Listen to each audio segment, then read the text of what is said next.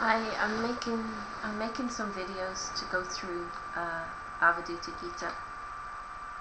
Avadhuta Gita. It starts with, "It is God's grace alone.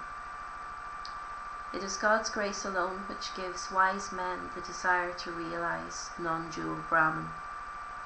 Thus they are set free from great fear." So, it's a sea of desire is life. Desire is the fuel of existence. It's what propels us into life. And the desire can be as simple as just to be happy, to get something that you think is going to make you happy, and all the various goals in that keep things ticking over. The desire just for survival, even. But desires can raise up as consciousness raises up, and they can become purified somehow. And this is grace, it says, it's God's grace alone. That when people have got themselves to a certain level of wisdom, I guess they call it sattvic, where you've exhausted your passions and exhausted your trials of everything, seeing if it's this and seeing if it's that. I think the evolution of a person comes to a point where it starts to discard stuff that just hasn't worked repeatedly, and then it comes to a point where it's saying, you know what, I don't even want happiness because it keeps coming and going. I don't want it on these terms, on the terms of world, because it can't last. I'll forego that and pleasure and everything for truth, for wholeness, actually, for this a feeling of completion. And so we have a desire for real realization. And non-dual Brahman, maybe it's not clear what that means. It's a point where you realize that there is one thing, and only that one thing doesn't come and go, doesn't fluctuate. And this, maybe you can call it an energy or an awareness, is the pulse behind all of life. And it's non-dual because it just is. It doesn't have a second.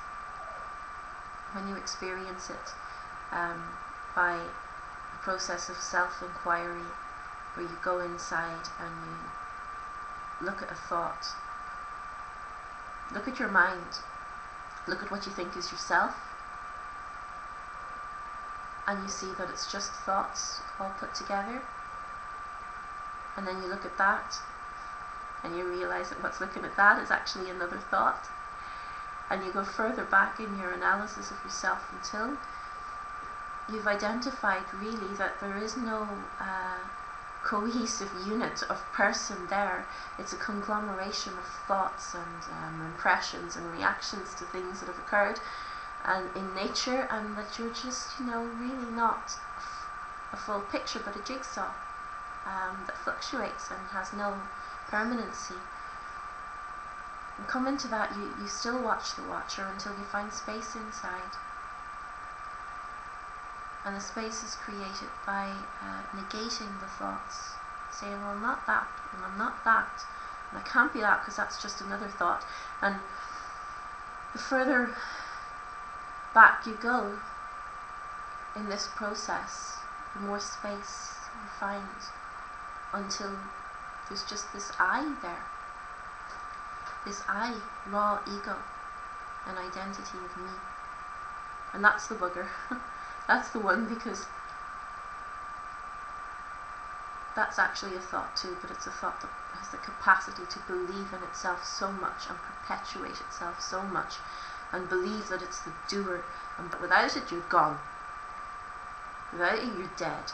It says, I am the one that's fought for your survival. Where was your gurus and your shmurus when we were battling it out, And within the realm of the mind, that's true. But it's only mind, perpetuating mind, and mind fighting for mind survival. And in this process of negation, where we go inside and look, we start to realize that I'm not actually this mind. Whatever the thing is that I am, is the observer of this, and it's a play in front of this. And when we taste it, even with this eye there, when we taste it, we see the oneness of it, the unicity of it. And those who have actually dropped the eye from the view of awareness that has nothing to speculate on anymore, they testify that there is non-duality. In reality, there is only one thing. And there are so many concepts then in the mind about this, because the mind, though, wasn't there, was it? But it tries so hard to conceptualize it, because like that's its job. And then you get people coming up with names for things, and people say, "Oh, that's so arrogant. You're saying you're God." But arrogance is in the realm of mind. If there's no I there, who's being arrogant? Who's being the arrogant one? Maybe your humility is arrogance, To say that I chose to be humble, and somebody over there, they didn't choose to be humble. I think that's the ultimate arrogance. But there you go.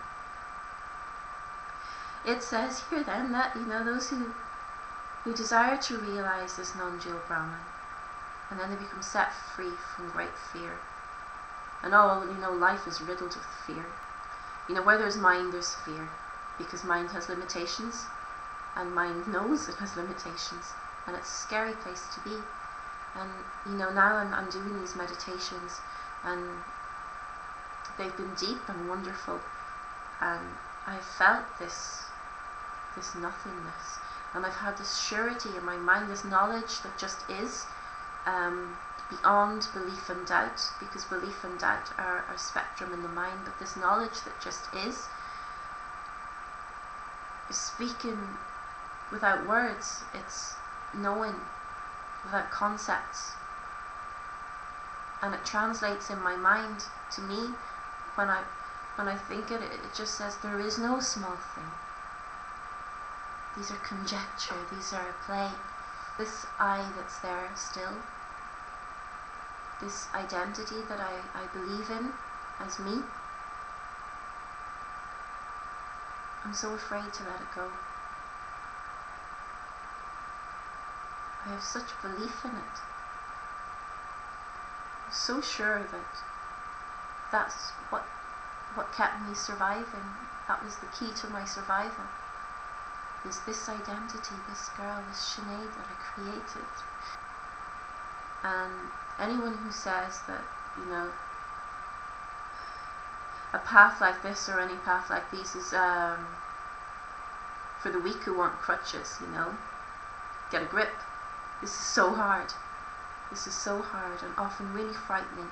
And fear comes up, not just for people who know nothing of their true nature. Fear comes up just as much and more in the people who are, trying to get to truth. And the closer you get sometimes,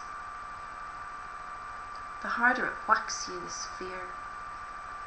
And the people who are overcoming the most fear, I really think now I'm overcoming fears like I never overcame before in my life.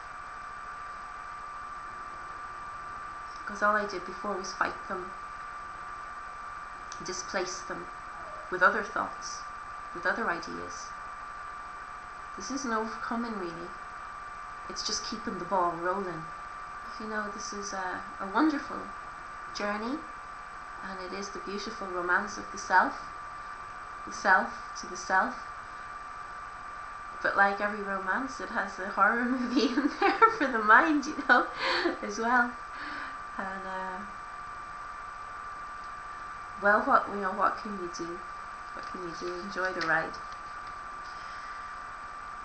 I actually feel better now having made this video. That's Avadhuta Gita, the first verse. It is God's grace alone which gives wise men the desire to realize non-dual Brahman.